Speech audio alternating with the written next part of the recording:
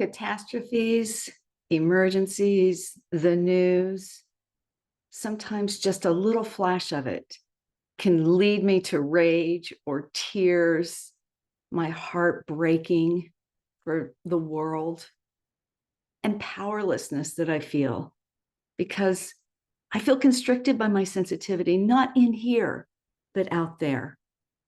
Welcome. My name is Elaine Friend, and I'm so glad that you're joining us on World Mental Health Day. We highly sensitive people are impacted, whether it's far away or close to home.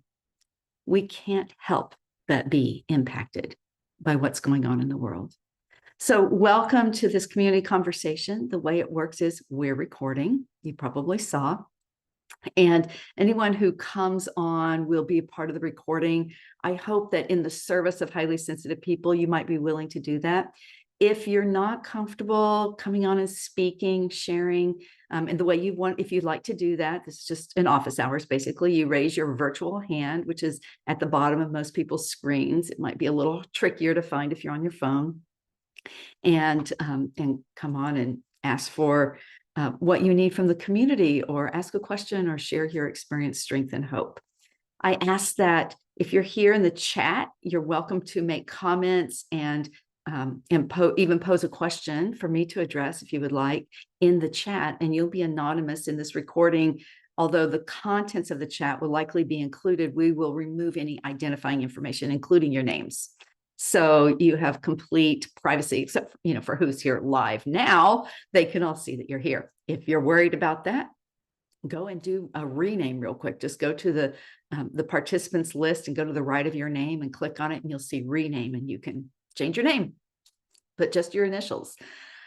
I do believe, though, here at Are You Highly Sensitive, my online community, YouTube channel, social media, and online membership, that it's a safe space. Sometimes things happen. People screw up. I screw up. I totally acknowledge that. But I want you to know that I'm always doing my best, and I'm always coming from a good place of wanting to serve highly sensitive people. So first, I would really love to invite you to introduce yourselves in the chat. Tell us who you are and where you're coming from. And then if you would add one more thing, which is, what about this topic? HSPs, trauma, mental health. The reason I wove trauma into it is that it's my experience that most highly sensitive people have a trauma history. Growing up as a very, very sensitive person in a world and a family that probably did not understand or acknowledge your sensitivity had its own kind of traumatic impact on you. And remember that our 5 to thrive as highly sensitive people, it includes reframing the past and healing past trauma. So we must address this. But, when I teach for parents about children, or I teach young people, a big part of healing past trauma is preventing trauma. Does every little bad thing that happened, or every massive thing that might come across your screen, have to mean trauma for you as a highly sensitive person? No.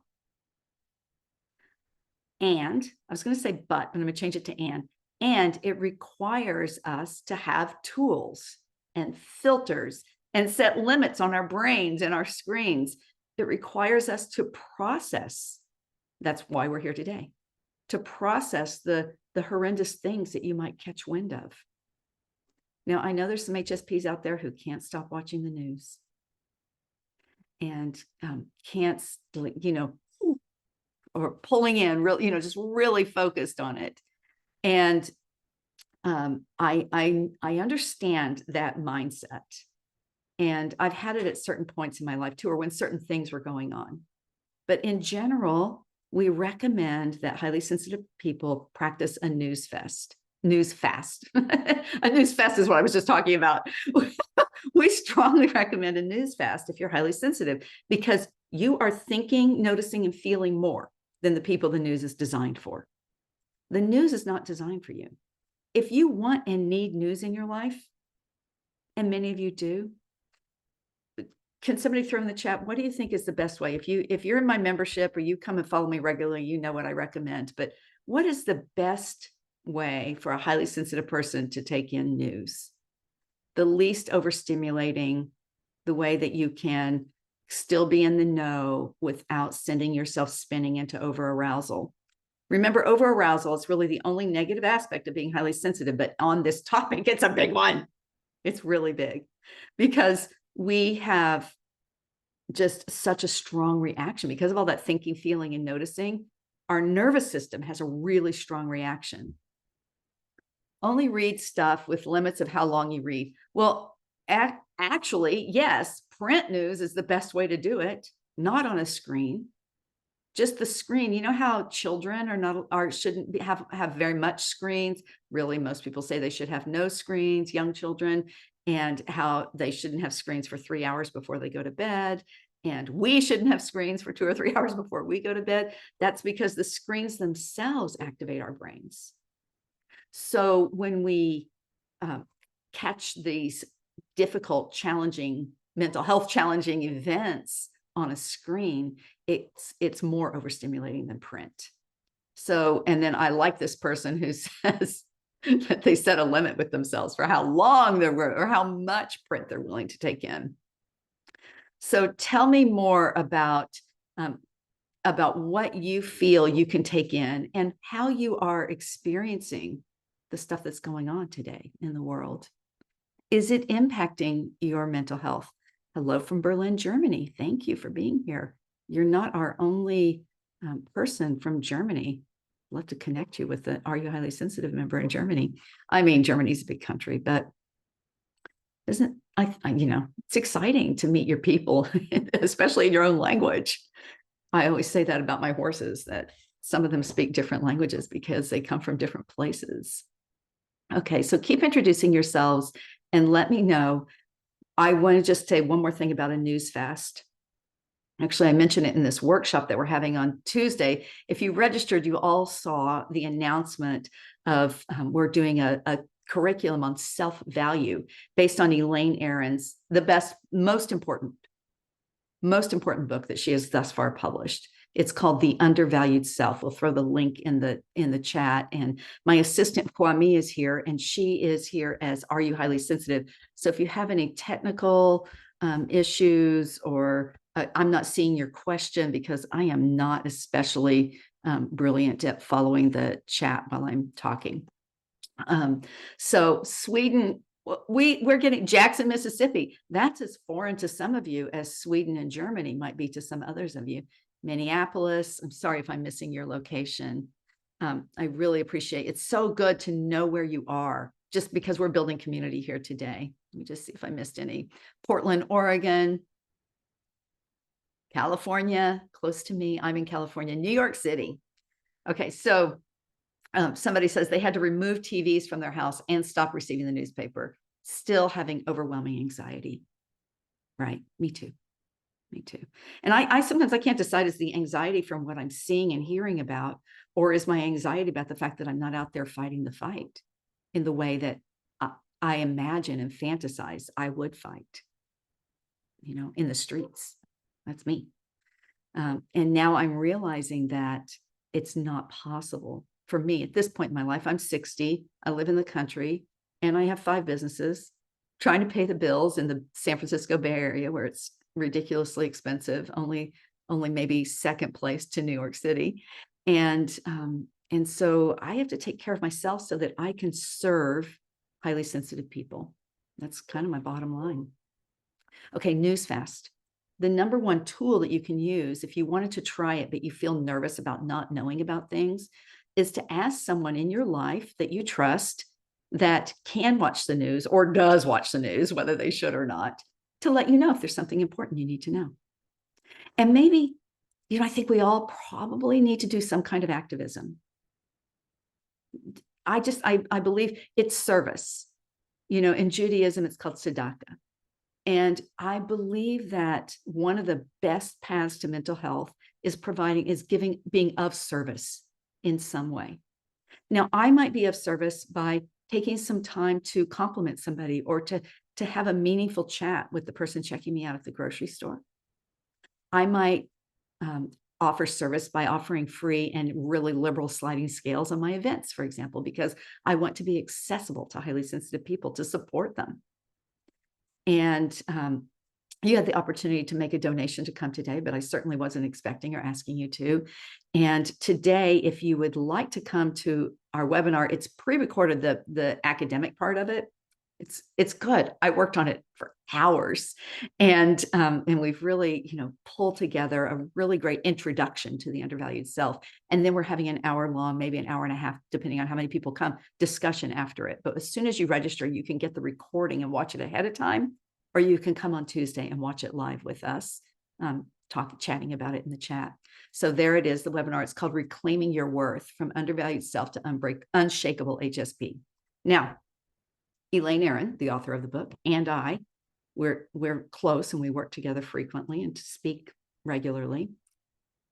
We both feel that low self-value is the number one problem with highly sensitive people's mental health.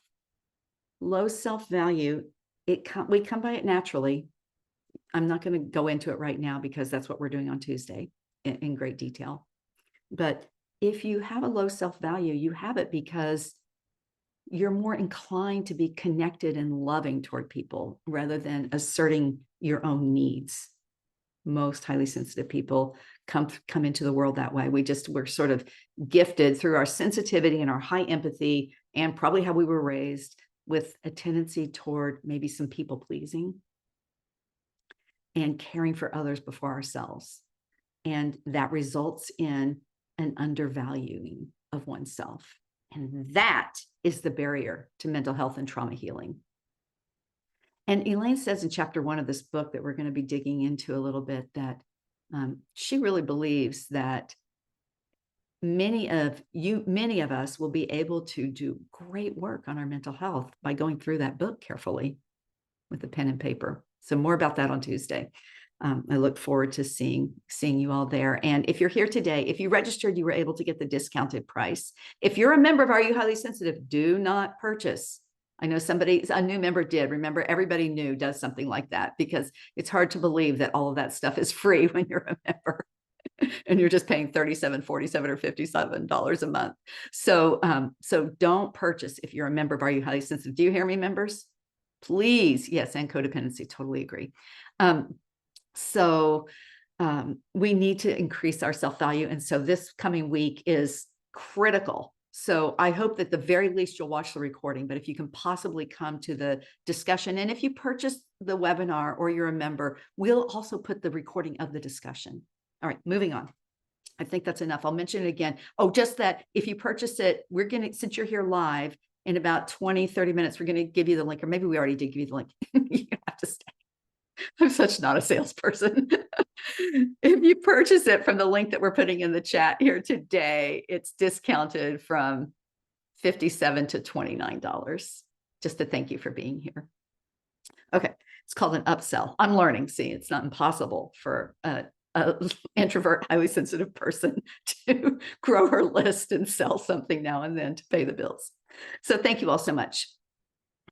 No, you just have to have the link. Somebody says, do we need to have read the book? Oh, no, you don't have to read the book at all. It's an intro to the book, what we're doing on Tuesday.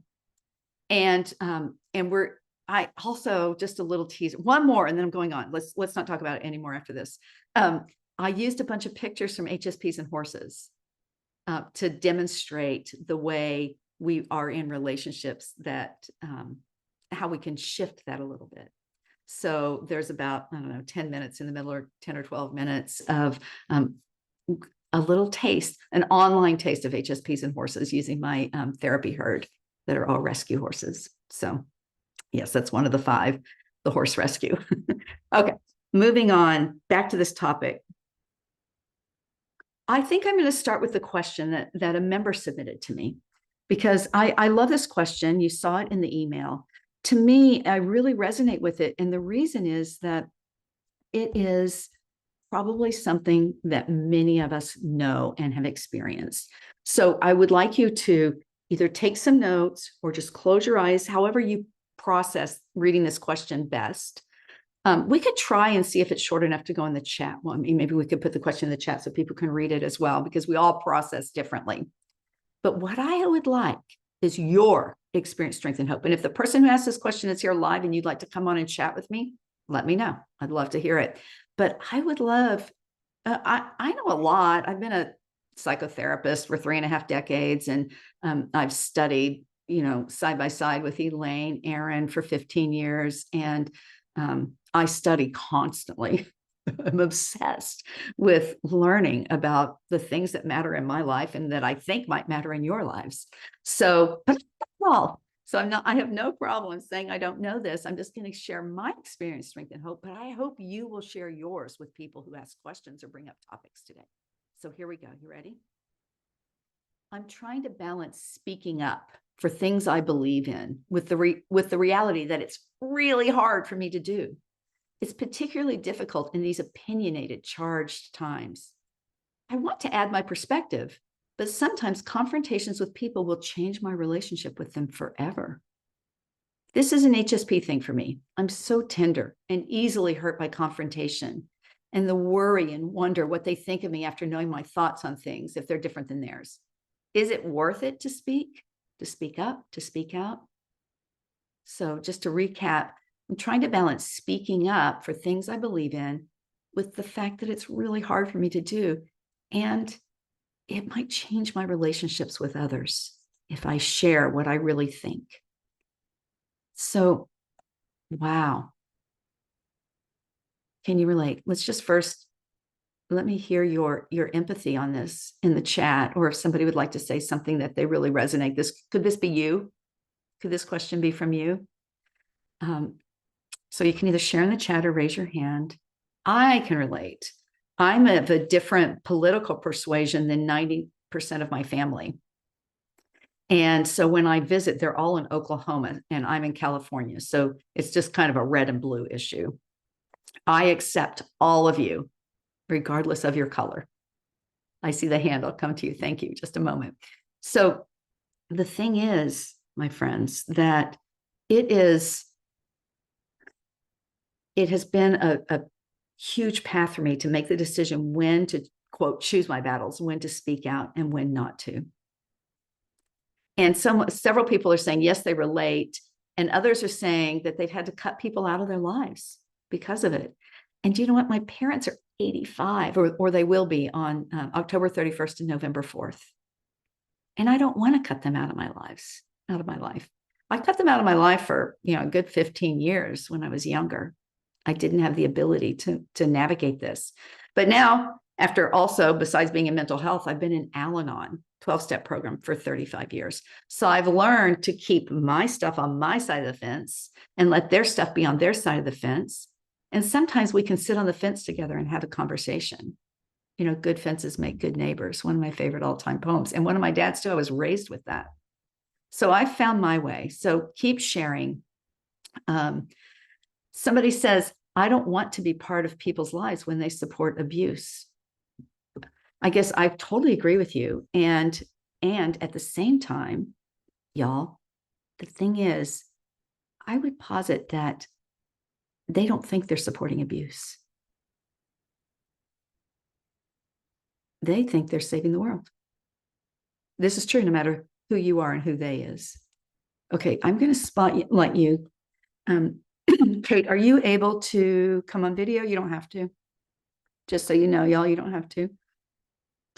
Add spotlight. Well, I don't see it.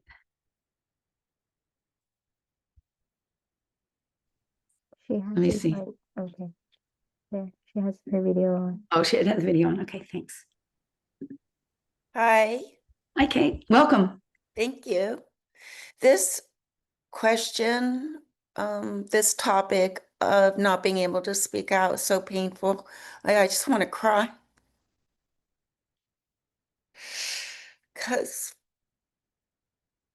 it's played such a huge role in my survival, not to speak up. So I know that I'm doing it in my head, but it's also in my body. There's a shutting down that happens automatically. And to speak up, growing up, one would just become a target to criticism. And as HSP, the depth of processing I could never recover from those criticisms and judgments. They would floor me, so I would just stop. And I did stop for years, but it really made the codependency grow even bigger because I wasn't practicing advocating and standing up for myself. Yeah, And exactly. it's just now that I'm get understanding and learning how to do that. What, hold on. Thank you for your emotional leadership, Kate. You mean Um, a lot to all of us. yeah, so painful. Yeah. I knew I constructed a prison in my own head, keeping up the bars to keep myself safe. But honestly, I wasn't growing in so many ways that I needed to advocate and Mhm. function in the world as an adult. So I'm paying hugely for it, but trying not to judge that and just using a lot of compassion. And I'm learning about different parts of my brain, say the criticism and the judgment side is the ego, and I've named her Bernice. Good for you. They don't even like that name, but that is the name that came to me. And the interesting part I thought was I wrote it down and I realized if you take the R out of it, it's be nice. Oh, Be nice. No matter what, put your smile on and be nice. And that just got like really became even stronger because of what was going on in my life as a child. I grew up in Japan. Women were supposed to be nice. When you laugh, you cover your mouth. So it got really reinforced with the trauma going on, the dysfunction in the family, staying quiet, bossy older sister who always had to be right, bossy mother who always would put being right as number one. She burned a lot of relationships. Um, but I am reaching out for support. I've been doing the Al-Anon NAMI to get help with anxiety, depression. Um, it just, but I've hit a point now with I'm just quiet in group and I'm not sharing because I'm kind of at a loss how to share right now. I've just noticed I'm being quiet now and listening. I mean, I go in and out of that. so Kate, I'm going to stop you if I can. Yeah. Thank you so much for sharing this. There's a lot of action in the chat, and I hope you'll have a chance to look at it and see. And I just people are grateful for you sharing your experience because we know. This is something that somebody says is that was it? Let me see. That when you hang on one second. It's really sweet. So thank you all for really seeing her. So we're looking at this question and also at Kate. So please keep sharing in the chat for her.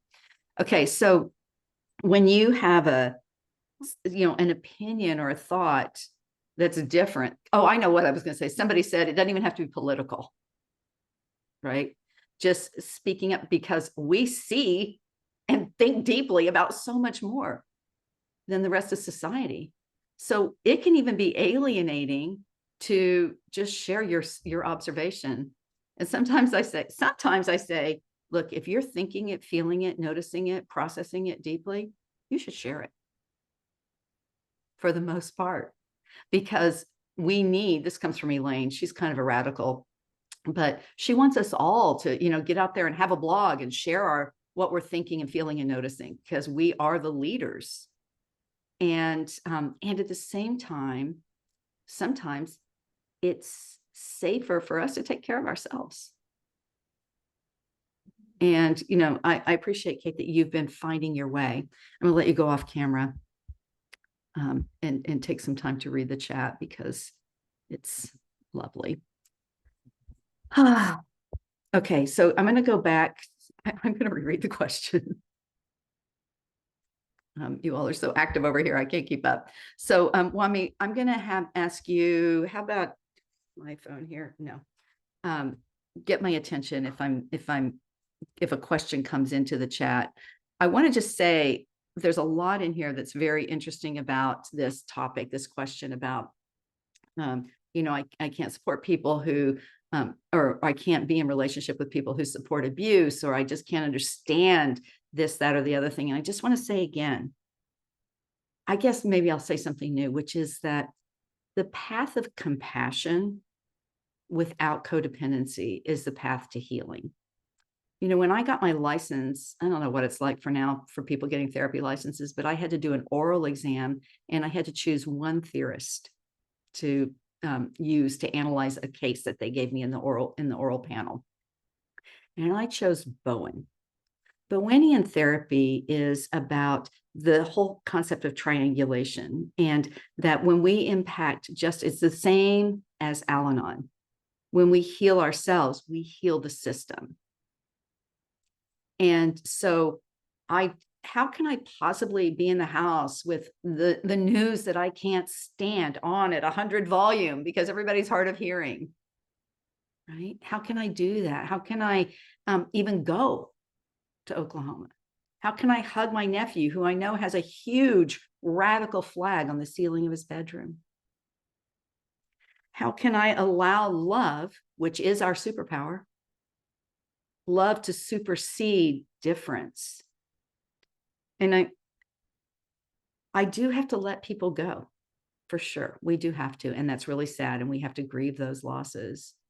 But if we are taking impeccable care of ourselves, if we are doing everything that we can to remain an optimal level of arousal, not under aroused, which is, boredom, understimulation, maybe sinking toward depression, nor over aroused, which is stress, overwhelm, rising toward anxiety. Both of those places are the slippery slope toward mental illness for highly sensitive people. But if we are really focused on doing everything we possibly can to honor our mental health, did you see the video I sent out? Was it this morning? I think it was this morning. Somebody asked me a question. I've done everything to heal from my childhood trauma, and it's still knocking me down. It's still causing mental illness. So I'm going to get on my soapbox for a moment here. I can guarantee you haven't done everything. I know I'm not. I have post-traumatic stress disorder, and it ain't pretty. Every new dadgum little trauma activates it. Even though it was the founding event of my PTSD was 1996. So I'm about to have is that going to be a 30-year anniversary? I believe so. And still, I had a car wreck a couple of weeks ago. Totally knocked me off my feet, and I'm still pretty off. And I know that if I still get on a plane and fly to Oklahoma, and I still, pressure myself about work, and I still don't meditate enough, don't exercise enough, don't spend enough time in nature, I don't honor my spirituality, I don't rest enough, if I just forge through life, it's going to still be a problem. So in that video, I made up this thing. I have forgotten all about it because I recorded a couple of years ago, which I said the monastery of my mind. If I'm in a trauma reaction, I need to be in the monastery. And I'm not going to say, I grew up Catholic. Does it need to be that monastery, or does it need to be this monastery? Or my son's a Buddhist. Does it need to be that monastery? It needs to be the monastery in my mind, which means I like to think about monks. My son actually did live in a Thai forest monastery for 6 weeks in 2019. And so I got to hear lots of details about it. That, they sleep very little. You know why? Because they meditate so much. Meditation and sleep, one of the things they have in common is they do a lot for our brain recovery. So you need less sleep when you meditate that much, but whatever, it's all about slowing down, having structure. He had to sweep the 1/4-mile long driveway every day so that it was immaculate, no leaves. If I swept a 1/4 mile long driveway every day, you know what would happen? I would have no mental health issues. I would have achy muscles and less time to worry. I would eat so healthily. I wouldn't eat in the evening because, we all know eating in the evening, then our bodies have to process it. I wouldn't be drinking alcohol, which I don't drink very much alcohol, but maybe once a week. But you would never have it in the evening for sure. Well, the Benedictine monks, they drink 6 ounces of red wine every day. So I would find that monastery in my mind. And when I am in a trauma reaction, that's what I have to do.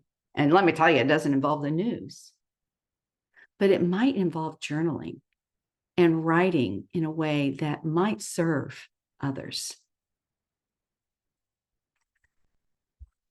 So how do you balance speaking up and self-care? The fear of losing the relationships. I'm going to say that I think one of the best pieces of advice, if somebody is in here talking about nonviolent communication, I think nonviolent communication is a great tool. We are a believer in nonviolent communication. We HSP, International Consultants in High Sensitivity. And sometimes it's good to have a script, a way to communicate that you can follow, so your busy mind doesn't take you off track. And I want to just ask that people, I'm fine with Marshall Rosenberg and nonviolent communication, but please don't recommend in the chat any books or therapeutic treatments or yourself, because I'm a licensed therapist and this is my event. And so by the ethical standards of my profession, I can only endorse what I actually know about. So luckily I know all about that. Okay. So, but it's a great tool. So thank you so much for sharing about it. Now, that's why I have this policy that we share our experience, strength, and hope. And it's a really good policy. It comes from the 12-step programs. When you share in a 12-step programs, it's not about cross-talking. It's not about saying, okay, you have this, that, and the other thing going on, and you should do this, that, and the other thing. It's about sharing what you have learned through your own process in your own life. And so I ask for you to do that in the chat, but also I think it's a great way to share. So one of the things that Elaine always says when someone's bugged by your sensitivity, she says, what exactly about my sensitivity bothers you? So I feel that when we are clean in our own personal work and we are not over aroused, I would say absolutely, if you're feeling anxious, stressed, overwhelmed, over aroused, any of those O's that we often go to, that's not the time to speak up. My own personal experience, strength, and hope is whenever I say something from that place, I say something completely either inappropriate or abrasive. Can you relate?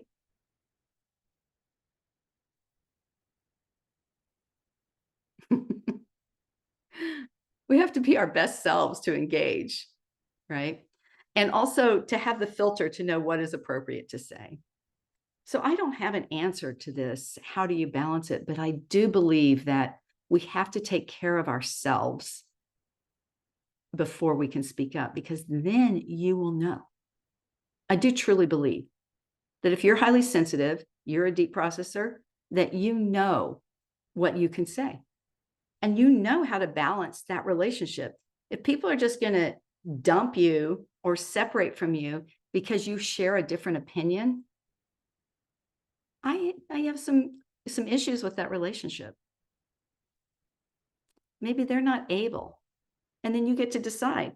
For me, I think family is so important. And friends that you've had for decades are so important that you might have to decide, and you might be willing to decide to have that relationship like I do with my father, for example. But it's helped by my mother, who has banned all political discussions from her home and amongst her family. So especially if she's present. But I just use that rule. I'm like, Mom said we can't talk about this every time he starts. And I've even said, Dad, I want to have a relationship with you. I love you. And I want to have a relationship with you. And I cannot be in a relationship with you with the news on or discussing this topic. What do I mean by a filter? Okay, there's a lot of good things coming in here. Can you, some of these are really great questions. Can you throw them in my doc? So, because when other people add to the chat, I'll never see them again. I think what I mean by a filter is it's me. It's sort of like my Bernice, my sort of wiser self, my impulsive self, my vulnerable self, which I might call my inner child, but you don't have to, just that part of your sensitive self that's vulnerable and tender in the world. When I let all of them have a discussion in my mind, when I honor all the parts of myself and what feels right to them, then that's my filter. I want to walk over there and grab a colander. My kitchen's right there. And show you that the holes are pretty small, because my little tender self, she's like, no. And my wiser, higher self is like, some of this could be okay, but not all of it. And watch how you use your language and use I statements and stop giving people advice because they really don't want it. And I can't remember what this other self was over here. But when all the parts of me come into play and discuss and make decisions together, so I don't let the panicky, anxious person or the tender, scared, vulnerable person, and I don't let my wife, and there's also this, like, I'm very, very left-brained, type A type of person. That person can really get me in trouble. So when I consider all the parts of me, all my needs, then I create a really lovely filter and the right thing can come out. Oh, do therapists recognize high sensitivity? Some, but you will find excellent, excellent therapists out in the world who've never heard of it. I was one until 15 or so, 16, whatever, until Elaine Aaron came up to me. I'm sure you've all seen my Google talk. We can throw that chat. If you haven't seen my talk at Google, you can go watch it. I get nothing from you watching it. YouTube owns it. But it's just an overview of the research on highly sensitive people. If you're not an expert on highly sensitive people, it's a really good place to start. Why do you need to be an expert? So when you find that great therapist, or you're talking to your family or your doctor or your kid's teacher, that you can explain how the trait works and that that's not a diagnosis, it's not a mental illness, it's not a learning disability, though some of those things can co-occur with this personality trait of being sensitive. So if a therapist wants to learn, there's a really great book that Elaine put out, but just they can consult with me. Oh my gosh, let me tell you, every year, I wanted to do it 3 times a year, but the reality is that my therapist won't let me. I do this course called Working with Sensitivity, free for members. Anybody's welcome to come and lurk, but it's designed for health and mental health professionals. And it's going to be on November 12th this year. We'll throw the link in. It's pay what you can. And once you're a member, you can attend it every year. And the last time I did it, I think I answered 36 questions from therapists about highly sensitive people. It was just like, boom, boom, boom. I barely even got to present any content because there were so many excellent questions. So you never know who's going to come, what it's going to be like. Sometimes there are 100 people, sometimes there are 15, but then you have access to the recording until I make a new recording. And there's tons of, it's an online course. I mean, I teach it live, but then it goes into the online course and you have access to all of the resources. So we'll throw that link in the chat, Working with Sensitivity. Okay, let me look at these. Oh, no, I'm going to trust that they're in the doc on me and I'm going to go look over there. Okay, no. Raise your hand if you want to come on live. You're anybody else who would like to come and share. Okay, what if your therapist doesn't agree with DOES? Look, here's the thing. It just is. It's a fact. It's scientifically proven. Everybody know what DOES is?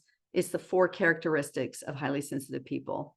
And although they're not in the original highly sensitive person, they are in the revised edition, the 25th year anniversary edition, and they're in, or whatever it was. And then they're also in my Google talk. And it's depth of processing, easily overwhelmed, strong emotional reactions, and high empathy and sensitivity to subtle stimuli. Yeah, this person says they're no longer her therapist. If a therapist isn't willing to learn about you or to hear what you're saying, I mean, it's not like a lot of therapists might think, oh, you're being histrionic or you're autistic. Not that that's a problem. I don't want to get into that discussion, but especially sensitive men are often misdiagnosed with avoidant personality disorder or autism because they withdraw to protect themselves, because being a sensitive man, at least in Western culture, is no easy feat. So if your therapist just thinks that you are all of these things, and some of these things can coexist with high sensitivity, but if they're not willing to learn and hear about it, to look at the book, to watch the documentary, to watch my Google Talk, at least to start, because you can just watch 35 minutes or so of it, and it's like half an hour, I think, the content, and then questions after that, then they might not be the right therapist. Because we do kind of tend to, the reason I don't see very many clients anymore, and only clients who want to work the way I want to work, which is hard. At this point, after all these years, I only see clients who are willing to work really hard on, to really apply themselves. And, but therapists, we can get a lens, and it gets, as we've been in practice for a really long time, it can get more and more narrow. And so, but you just have to watch out for the therapist lens. Do they only see what they're really knowledgeable in? And I have a really broad toolkit, so I like people to be willing to go anywhere. Okay. I've had a good not highly sensitive. So I want to just, we're going to talk a little bit about this on Tuesday, but Elaine has asked us all to delete the phrase non-HSP. I'm not getting onto you at all. Non-HSP from our vocabulary, because it implies to people who are not highly sensitive that we're saying they're not sensitive. It's just not true. The vast majority of people in the world are sensitive to others and do value love. So if they're not, in the in group, they might not know that you mean people without the trait. So I have a good friend without the trait who gets me. She helps me sort out when to speak up. I applied gender there. They help me sort out when to speak up, when to let it roll off my back, and when to walk away. See, it's a he. He brings it down to, is it worth it? Is it worth putting so much work into my boundary? With my son, yes, it is. Is it worth countering their view? With extended families saying one concise bit of what it looks like from my side, maybe, but not always. Is it worth putting up my blocks and letting their perspective flow over me? If they aren't trying to convince me, I can deal with it. If they are pushing me and being aggressive, then it's time to walk away. I like this. Thank you for sharing this. There's a saying, and you can tell this person's a writer. There's a saying, don't cast your pearls before swine, that my friend reminds me of frequently. If they can't hear me, it's not worth it. That's why I try not to debate, but to make small countering statements that might lend insight. But each time I must choose how I'm going to respond. Are you aware of research on how many HSPs are childhood trauma survivors? Okay, Tom, we can't research this. I'm sorry I said your name. Do you want me to delete that from the recording? No, okay, thank you. We can't research it. You know why? We can't find highly sensitive people. High functioning, highly sensitive people, they don't even know they're highly sensitive. So whenever we do a study on highly sensitive people, it's this very limited group. So we can't make any statements. It's really sad. It's impossible because it's not a mental illness. And so we can't make any statements about this percentage of highly sensitive people or this, that, or the other thing. But I can speak clinically, anecdotally, about what I see. And I've put three short videos out there about HSPs and trauma, and I put them in the resources for me. If you could put those 3 YouTube videos, they can just be in one message, then people can look them up and open them. But you could also go to my YouTube channel to hear some of my thoughts on HSPs and trauma. My YouTube channel is @Are You Highly Sensitive? You could also put in my name. And then once you're on the channel, you can search trauma. Now on YouTube, on the internet, be careful. Most people out there talking about highly sensitive people are trying to make money. And they're using, I've just was reminded of this word. They're using what they call clickbait. Like they're making up crap about high sensitivity or about trauma or whatever to get you to follow them, to get you to click on their links. Because the more clicks, the more they'll show their content, the more money they'll make. I can assure you that I have yet to figure out how to make money on social media, but maybe one day. So anyway, go on my channel and search trauma. I will never put anything on YouTube that is not based in the research, because I'm an international consultant on high sensitivity. And because of that, I have made a promise, a commitment in my life to only speak based on the truth, or to tell you, I'm telling you about my clinical, my clinical experience now. So it's not based on the research, except that except for as much as I am. Okay. So here's the thing. I mentioned this a little bit, and I have a whole webinar on HSPs and trauma. There's in trauma, there's big T trauma and little T trauma, right? A little T trauma is a fender bender or a disappointment. It could even be your kids launching, or an argument with your friend, or, I mean, it could even be they didn't pick up your garbage. They skipped your house today. It could be very small. And this idea of little T trauma, it kind of comes from children under the age of 2 are very, very sensitive. Even the ones that aren't highly sensitive, they must be in order to stay alive. Like they have to cry when they're getting cold and just annoy everybody until somebody at least picks them up and lends body heat, right? Or when they're hungry, they're very sensitive to their environment. That's how their instinct keeps them alive. Kind of like pregnant women, they get really sensitive because their instinct, their body is just keeping the thing alive inside. So, so little T trauma are little things like being hungry or cold. And if you're not highly sensitive, it's just something, it's just a little blip in your life. If you're highly sensitive, those little T traumas are going to be processed deeply. And some of them easily become big T traumas. And little T traumas are big T traumas for most babies.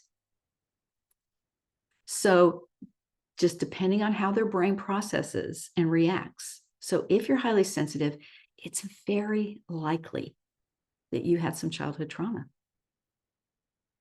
Now, besides being sensitive, we have 8 other temperaments. And, intensity, activity level, mood, more glass half empty, glass half full, how flexible and rigid we are. There are many, many different other temperaments that will come into play in how we process these things. I have found clinically that most children who go to school all day in their early childhood are traumatized by it if they're highly sensitive, because they're so exhausted, and then they get taken to ballet and soccer. So their nervous system is always escalated and elevated and dysregulated. So that can be trauma. Now, there's some interesting research about refugees in one of the recent wars. I'm not going to quote this because I have it in front of me, and I'm not good at that. But I'll just tell you the general thing, and you can email me, or you can just look up refugees as a search on hsperson.com, and you'll find Elaine's review of the research. She gives a nice little paragraph of every study that's good and relevant. So the refugees that grew up in a world that was already traumatized, like they're in camps. You got that? So they've experienced a ton of childhood trauma. They actually did better, the sensitive ones, than the people who were not sensitive, because they had adapted, they had processed and noticed and felt, and they used their superpowers as highly sensitive people to learn to live and thrive in the camp as a refugee. And so then they responded better to difficult environments.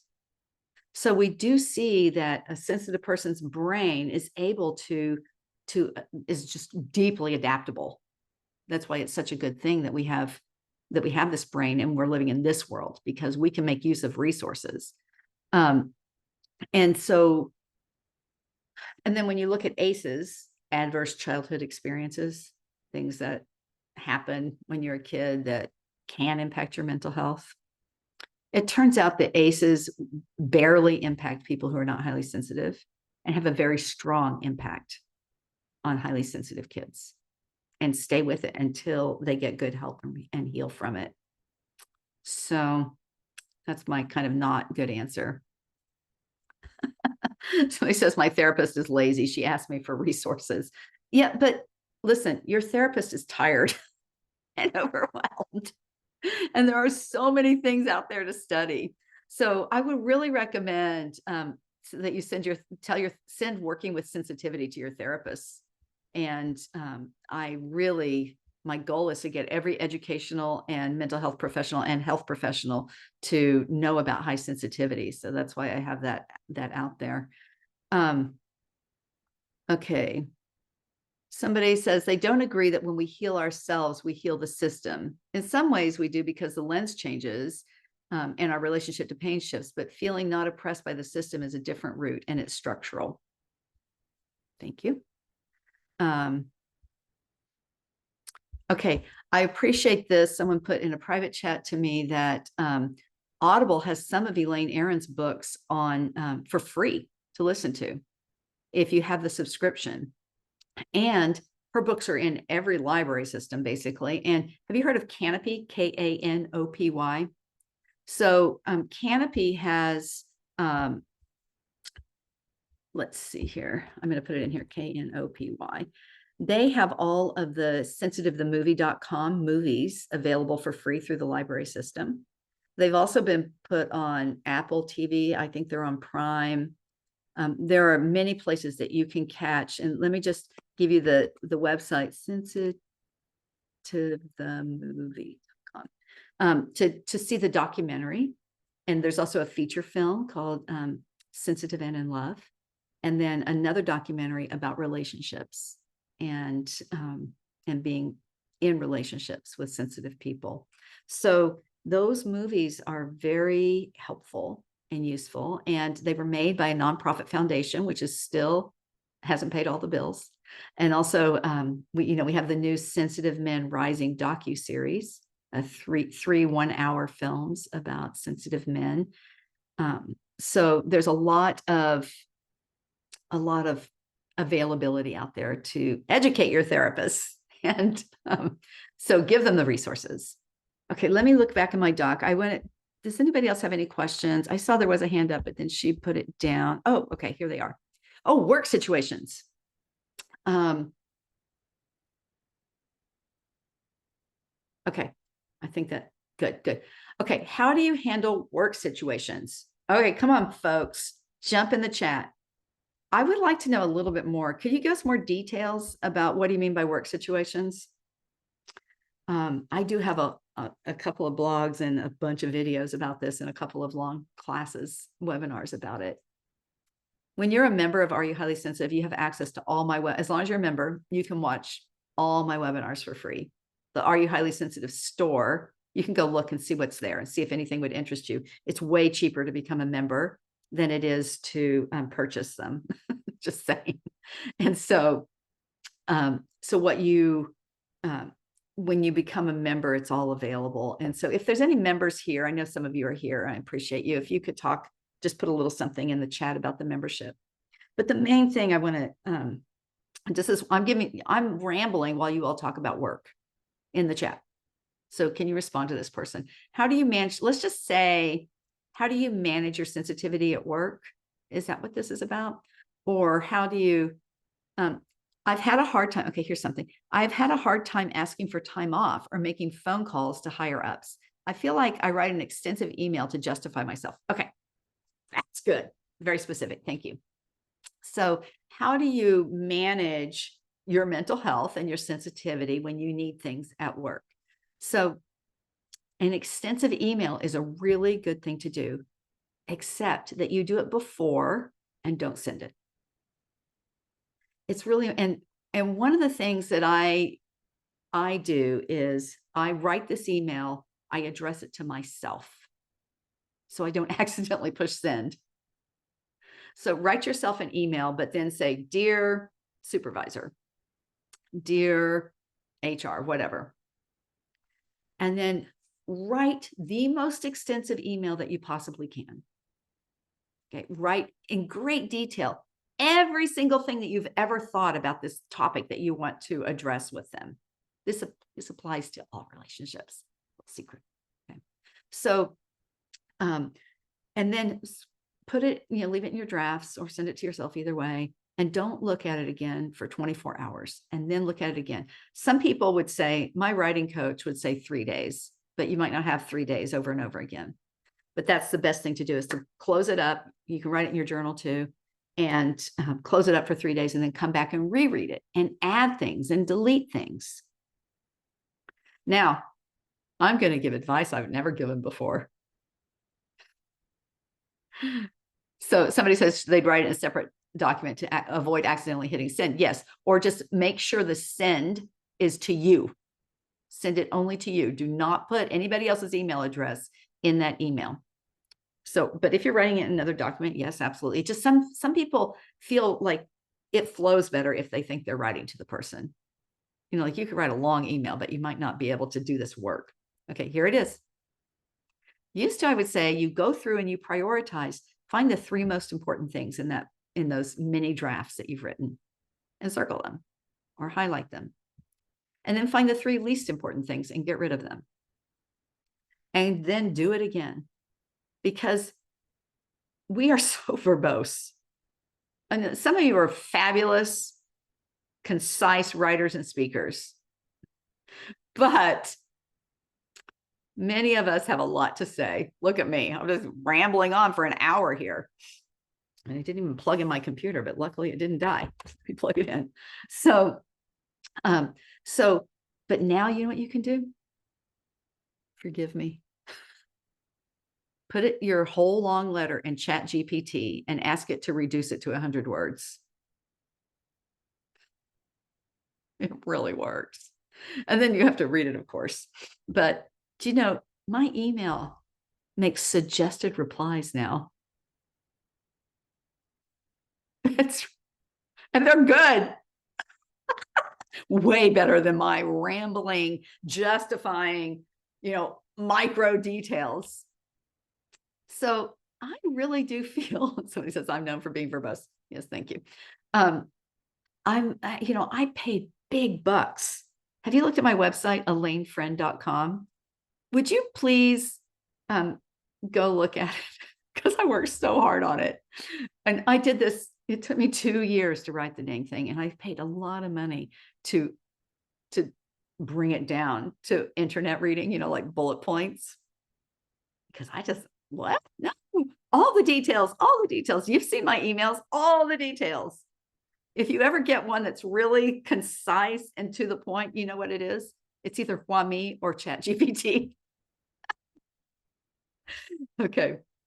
Thank you also for being here. I am intending to stop at the hour, but yes, and the average reading attention, somebody says, I've heard the average attention span of humans is 8 minutes, and the average reading acceptability is 5th grade. So nobody cares how smart you are. Okay, let me call on you, Kate. Oh, I just wanted to say what's helped me a lot in confrontational situations is to stay quiet, take a deep breath, and step back. And then I can figure out how to proceed. Because, yes, if someone's being aggressive and throwing all sorts of accusations, it's really not a good idea to reply. Except that if I do reply, I just say, I notice. So I'm just mirroring back what I'm seeing. Very good. And then I like your suggestion of narrowing things down to 3 most important points, because it is about human attention span. So I don't like a lot of extra verbiage. Just get to the point. Yeah. I mean, depends on the situation, but I know when I'm feeling upset, there's that imagery that helps. And it could have been like someone's, when you're learning how to do a speech, there's all this stuff going on in your head all at once, like with does, the depth of processing, that all the sensitivity kicking in. Mhm. So it's really a matter of total focus, putting it into my third eye, and like you're landing an airplane, and it takes all your focus to restrain but also land the plane. Thank That you so makes much. sense. Yeah, totally. Okay. Thank you. All right. So, I think I've been thinking about this topic a lot ever since I looked up. I said, oh, October 10th, it's coming. And I've been thinking about I looked up World Mental Health Day. They have a theme every year. Last year was about improving your environment. I'm like, oh, that's HSP. And it's true. This one it kind of gives me a little chill because there is so much going on. And it's almost all of it is provocative to me.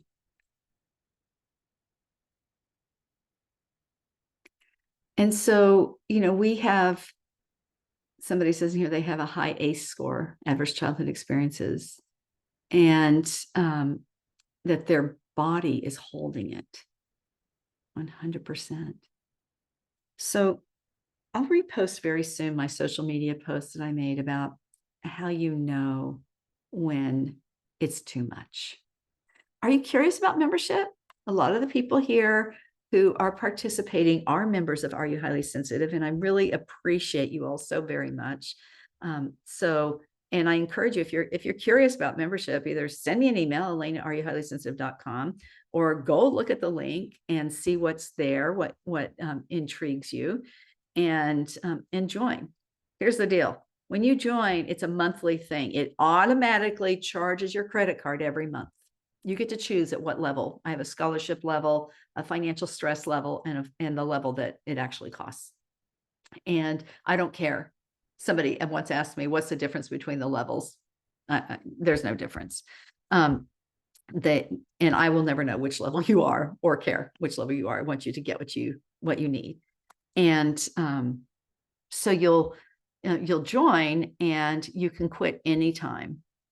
So I would love to see you there and to, have you benefit from it. So if you were thinking you might like to buy something, but you also might like to be a member, you know what that means? Join, because you don't have to buy anything.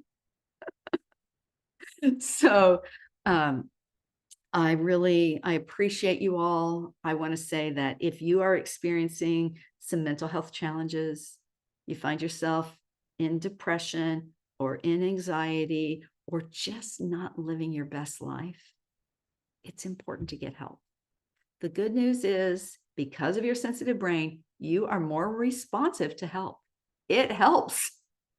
Elaine once said she thinks maybe psychotherapy is wasted on the people who aren't highly sensitive, because it helps us so much and it has very little impact on people without our more reactive brains. I'm not saying they shouldn't get it. They should, especially if they have trauma. But if you have trauma living in your body and you have such a strong reaction to what's going on in the world that it impacts your mental health, you know what that means? That means it's time to do some work. So, do you have a spiritual advisor? Do you have a psychotherapist or a counselor? Do you have a best friend who's really able to listen? I appreciate what many of you said and what Kate said, or what she was alluding to, which is to be curious. The best conversation, when people rate conversations in the research, the very best ones are the ones where they spoke 80% of the time and listened 20%. So that is what you want. That's the situation in which you want to put the people that you have to speak to. So if you're not able to let them speak 80%, maybe don't engage. Take care of you. There's nothing more important. I hope to see you on Tuesday, and please just reach out.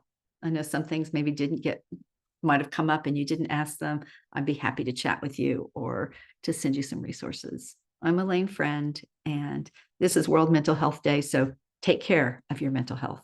As I said in the email, today's the day. It's never too early.